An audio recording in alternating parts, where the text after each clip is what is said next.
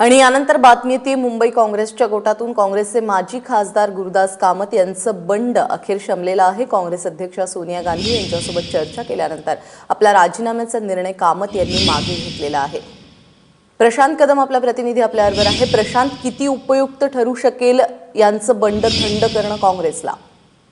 प्राजक्ता, गुरुदास कामत हे ज्येष्ठ नेते असल्यामुळं आणि मुंबईमध्ये त्यांचा बऱ्यापैकी प्रभाव असल्यामुळं काँग्रेसला नक्कीच या सगळ्या गोष्टींचा फायदा होईल।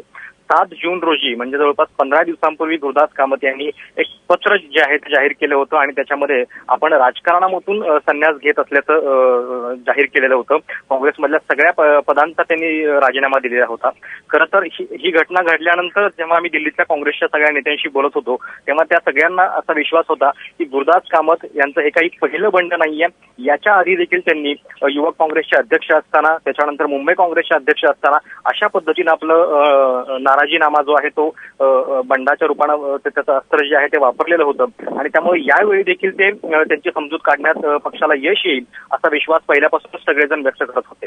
तर या 15 दिवसांच्या काळामध्ये ज्या घडामोडी झालेल्या आहेत त्याच्यामध्ये अहमद पटेल यांच्या माध्यमातून सोनिया गांधींशी थेट गुरुदास कामत यांची भेट झाली आणि त्याच्यानंतर कामत यांची समजूत काढण्यामध्ये पक्षाला यश आलेलं आहे। सगळ्यात महत्त्वाचा मुद्दा कामत यांच्या या बंडामागचा होता तो म्हणजे संजय निरुपम यांची जी मुंबईतली कार्यशैली आहे त्याच्याबद्दलचा। संजय निरुपम हे जेव्हापासून मुंबई काँग्रेसचे अध्यक्ष झालेले आहेत तेव्हापासून त्यांनी गुरुदास कामत यांच्या गटाला कुठंतरी शह देण्याचा प्रयत्न केलेला होता।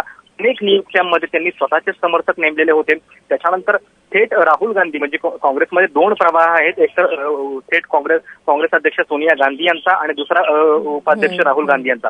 तर राहुल गांधी यांच्या गटातून कुठेतरी निरुपम यांना थोडंसं दुग्धमाप देण्यात येत होतं आणि त्याच्यामुळे गुरुदास कामत नाराज होते।